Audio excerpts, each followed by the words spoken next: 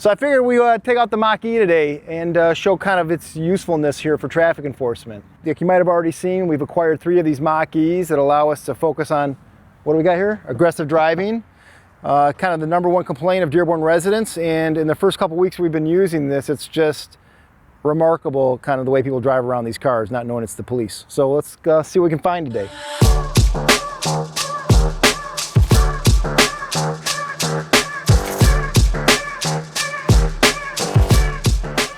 I'm taking Nick out right now. Let me put it to you this way, Nick. How often do you see someone, as you're on your way to work or going somewhere, cut you off, weaving in and out of traffic, and you say to yourself, where are the cops when I need them?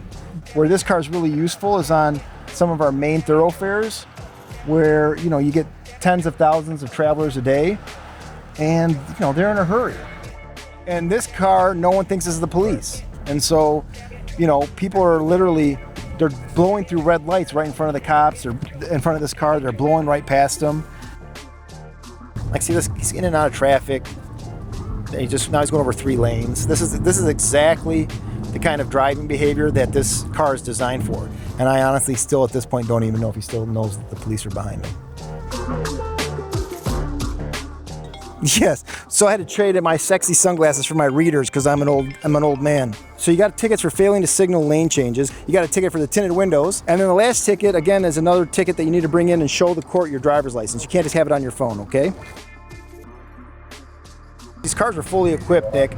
You have a forward and a rear-facing radar that is comes up on this here.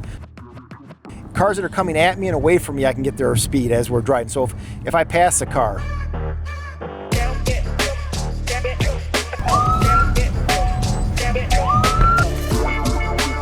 ticket for careless driving and for tinted windows. With school being out, there's going to be a lot more kids in the neighborhood, and so I encourage folks to be really mindful when they're driving on our neighborhood side streets for young kids and pedestrian traffic. We want to make sure we're focusing our enforcement efforts and our safety efforts not just on main thoroughfares, but in the neighborhoods where all our residents live. Look, it's summertime. People are going to be outdoors more, enjoying the good weather and the sunshine.